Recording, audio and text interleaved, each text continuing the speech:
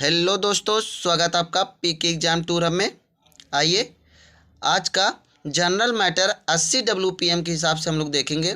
जिन भी भाई साथियों के यूपी ट्रिपल एससी स्टेनो 333 और 1224 हैं, आप लोग हमारे साथ जुड़ के अपनी स्किल की तैयारी कर सकते हैं, जो कि हमारे यूट्यूब चैनल पर पूर्णतः निःशुल्क बैच डेली 4 मैटर आपको आता है। आप लोग आराम से मैटर के विषय में कोई भी आपको कन्फ्यूजन नहीं होना चाहिए कि सर एग्ज़ाम में मिलेगा या नहीं मिलेगा। जितना हम दे रहे हैं आप उतना डेली करते जाइए।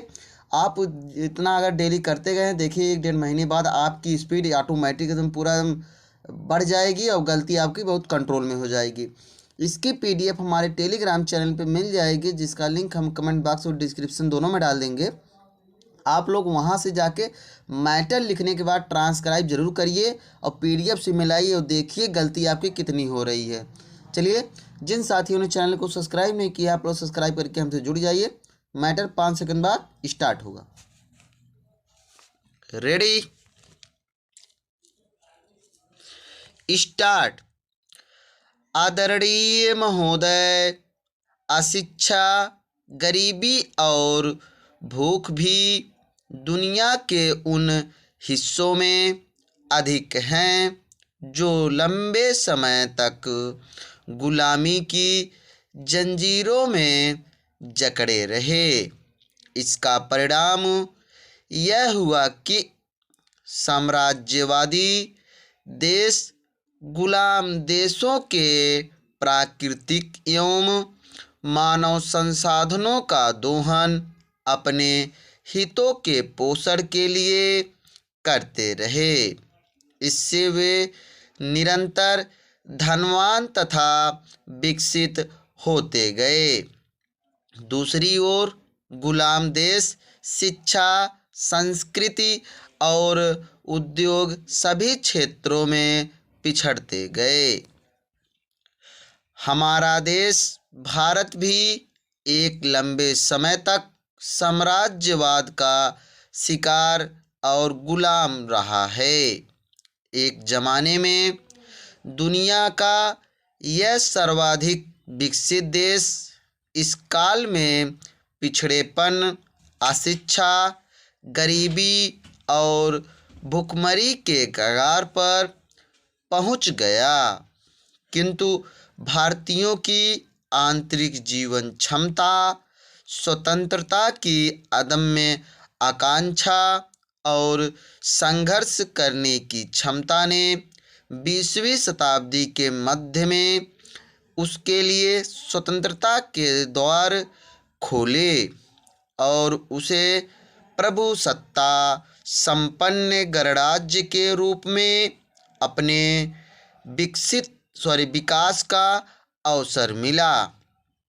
स्वतंत्र भारत को अपने शैशव से ही जीवन समस्याओं का सामना करना पड़ा। उनमें अन्य समस्याओं के साथ गरीबी और अशिक्षा सबसे महत्वपूर्ण थे। प्राकृतिक और मानवीय संसाधनों से पूर्ण यह देश स्वतंत्रता के बाद अपने निर्माण में लगा। हमारा उद्देश्य था समतावादी समाज की स्थापना द्वारा देश को आर्थिक प्रगति की राह पर आगे बढ़ाना। अज्ञान और निरक्षरता इस राह की सबसे बड़ी बाधाएं थीं। आज भी हमारे देश की 80% जनसंख्या गांवों में निवास करती है। ग्रामीण जीवन में निरक्षरता, अज्ञान और सामाजिक विषमता सबसे बड़े अभिशाप हैं।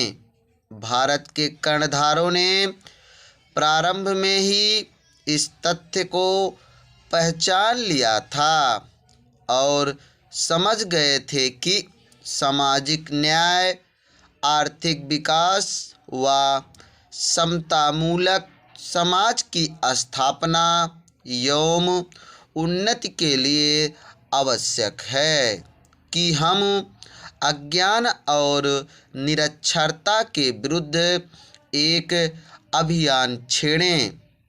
उसके बिना न तो नागरिकों में नई चेतना जागृत की जा सकती है और न ही जीवन और जगत के प्रति उनके सोच को बदला जा सकता है। समस्याओं के विश्लेषण, अपने अधिकारों और कर्तव्यों की जानकारी, समाज के प्रति लगाव और दायित्व का बोध, अपने इतिहास और संस्कृति की विरासत के प्रति मोह, देश प्रेम और राष्ट्रीय एकता की भावना, और इनमें भी अधिक अज्ञानता, गरीबी और भूख के विरुद्ध कोई भी देश या जाति तब तक पूर्णतः तैयार नहीं हो सकती जब तक उसमें शिक्षा का विकास ना हो। शिक्षा व्यक्ति के ज्ञान चक्षु खोलती है और उसके भीतर ऐसी चेतना का प्रादुर्भाव होता है जो करणीय एवं अकरणीय का अंतर उसे समझाती है, सामाजिक बर्बरता से संघर्ष करने का साहस देती है। इतना ही नहीं, निरक्षरता इंसानों को बांटती है, जबकि साक्षरता एक दूसरे को नज़दीक लाती है। अपने हितों के विश्लेषण की क्षमता साक्षरता से ही विकसित होती है। सच तो यह है कि अशिक्षा अर्थात निरक्षरता अभिशाप है, एक मायने में गरीबी से भी अधिक बड़ा, क्योंकि गरीबी आमतौर पर निरक्षरता के कारण ही पैदा होती है। Full stop. आशा है कि आप लोगों ने मैटर अच्छी तरह लिखा होगा। हमसे एक जगह गलती हुई है, यहाँ पे जिन होना चाहिए, हमने जीवन बोल दिया है, जो दूसरे पैरा का तीसरे पैरा का 5वां 6वां वर्ड है। तो चलिए आप लोग आराम से लिखे होंगे, आशा है।